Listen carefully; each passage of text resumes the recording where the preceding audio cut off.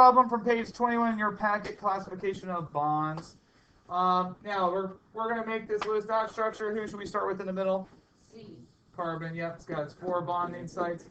Where do I put the fluorines? I don't know. I'll just put one on each side. 1, 2, 3, 4, 5, 6, 7 valence electrons. 1, 2, 3, 4, 5, 6, 7 valence electrons. Line up the bonding sites. Oxygen, I guess I'll just toss it below.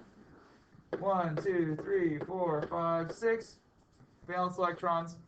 My fluorines are good to go at this point because they got their 8 and all their bonding sites are used up. 8 and all bonding sites used up. Is carbon happy?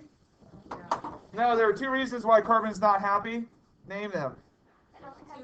Only has 7 valence electrons and 2 open bonding sites. Yep, that's, well, actually there's just the 1 right here, but still unacceptable.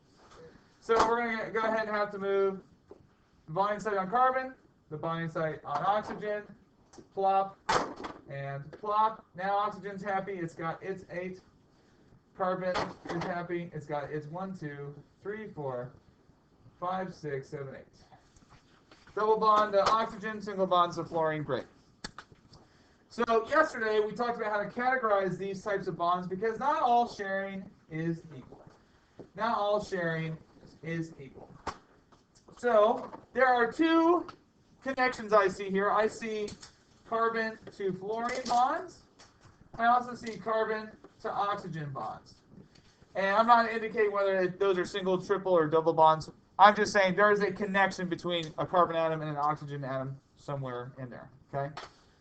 Now, if I want to see what kind of bonds those are, I'm going to go ahead and look at my table of electronegativities. So if I look at that table, I'm talking about this guy right here. I'm looking for carbons, oxygens, and fluorines.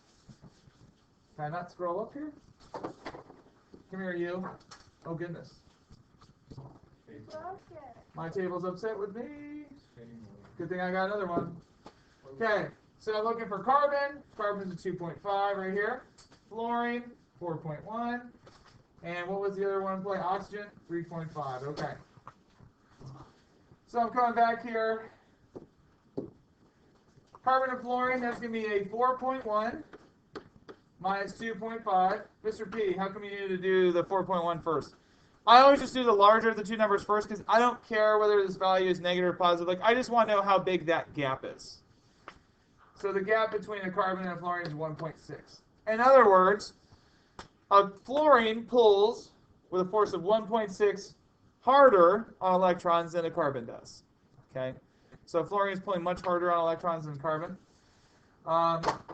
So what kind of bond does that mean exists between carbons and fluorines? It's going to be polar based on our table. Okay?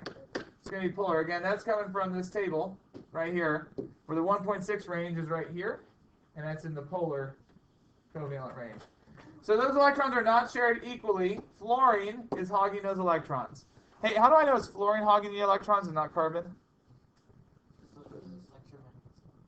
Yeah, because fluorine's electronegativity is higher. So that means it's the one that's pulling on the electrons harder. Carbon to oxygen, that's a 3.5 versus a 2.5. Difference of 1.0. What kind of bond is that then? Polar covalent as well. Now, the moment you realize that something is a polar bond, that means you're going to have to draw the poles on that Lewis dot structure. You're going to have to draw the partial positive, the partial negative charges that are built up. So fluorine doesn't have a full-blown -1 charge like we're used to seeing in an ionic compound such as potassium fluoride, but it is kind of negative. So these 2 electrons, let's say right here, those 2 electrons that are shared between carbon and fluorine, they're shared, but fluorine's definitely hogging them. They're going to spend more time around fluorine than they are around carbon. And electrons are positive, negative?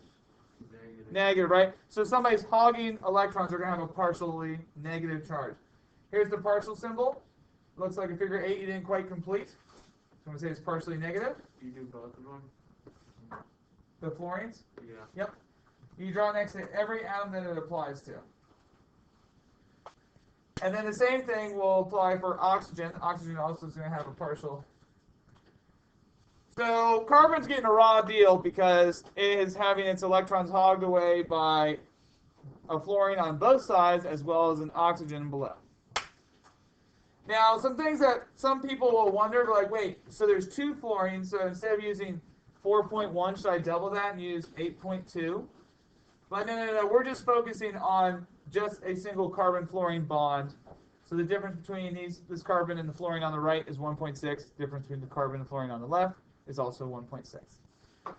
The double bond, you'll notice, between carbon and oxygen also doesn't influence how you calculate the polarity of that bond. You still just go 3.5 minus 2.5, even though it's a double bond.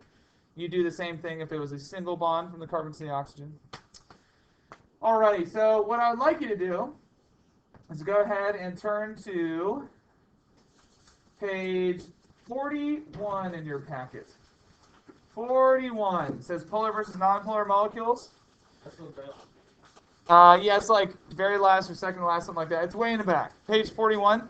We were going to use this as part of review day, but we decided we wanted to do it today. So I want to see if you guys can knock most of this thing out for the rest of the class period. This is really good practice. You will have a quiz over this stuff early next week. Okay? You will have a quiz over this stuff early next week. Yeah. So looking like a Monday or Tuesday quiz. So you want to get cooking on this. The answer key to this, if you're watching the video, is right below the video. If you're in person right now, the answer key to this is the red sheet on your desk. You also have the peach answer key from the worksheet that we did yesterday. All right, go ahead and get cooking. Email me if you have any questions.